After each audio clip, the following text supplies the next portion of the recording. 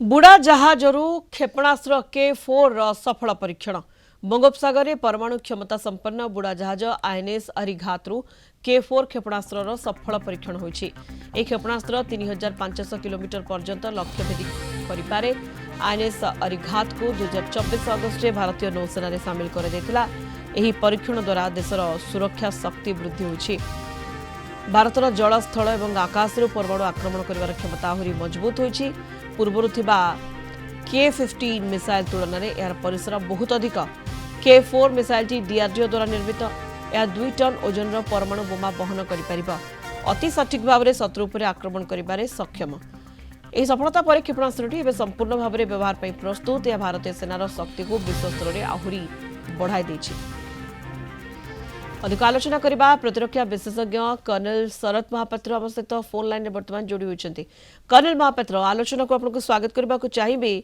K4 missile रो सफल परीक्षण होइछि। बुड़ा जहाजरू सफल परीक्षण K4 मिसाइल रो पानी भितरू ये शत्रु को संहार करबा भारतर प्रतिरक्षा आहुरी मजबूत होइछि। कर्नल महापात्र देखो भारत परमाणु अस्त्र निर्माण कला परे जो प्रकार सबमराइन रु बुड़ा जहाज रु आज्ञा आकाश थल जल स्थल आकाश तीनोटी को टार्गेट करिया पाई हमर प्रचेष्टा चली रहीतला एवं ताकू सफल करिया पाई गत काली अरिघात जो हमर इंडियन नेशनल शिप रही तार जो सबमराइन रु परीक्षण करा जाइछि। गत काली करा जाइछि एवं गत पर दिन करा जाइछि।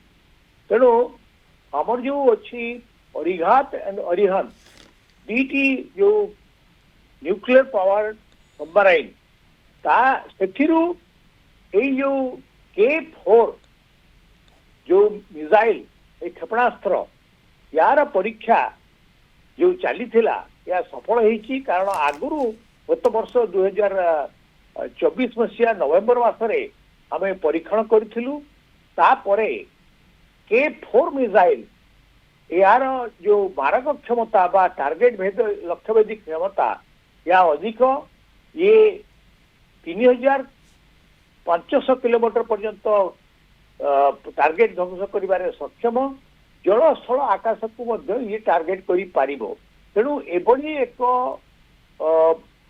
विस्मित क्षेपणास्त्र जो कि अमेरिका रशिया चीन परे भारत सफल परीक्षण करिछि एवं यह आम भारतर डीआरडीओ द्वारा निर्मित ये निश्चय गोटे बहु बड़ सफलता जहाँ पाई आमे निजको गर्व एवं गौरवान्वित मन करिबु। निहाती ये बड़ सफलता कर्नल महापात्र एवं आमको गर्वित एवं गौरवान्वित मन कर आवश्यकता रहुछि।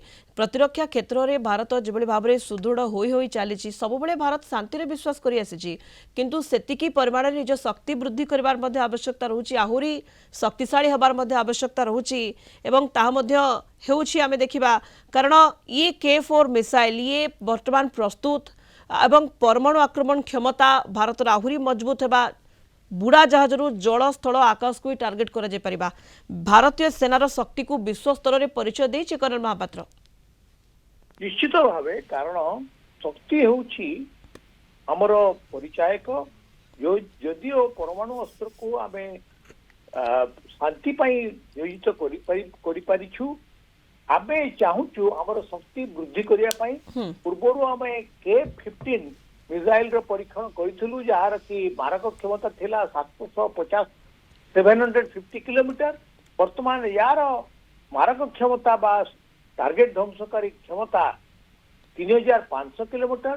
तेणु आस्ते आस्ते आमे आमर शक्ति वृद्धि करिया लागिछु। शक्तिशाली हेबा द्वारा एथिरे आमे शांति प्रतिष्ठा करि परिबु एथिरे संदेह नहीं। कारण शक्ति ही शांति अभिवृद्धिर प्रथम मूलदुआ। तेणु आमे आमको आमर जो अच्छी परमाणु कार्यक्रम ताकू शांति पाई नियोजित करिबो कि ता माने नुहे जे आमको आमे निजे शक्तिशाली हेबु नाही।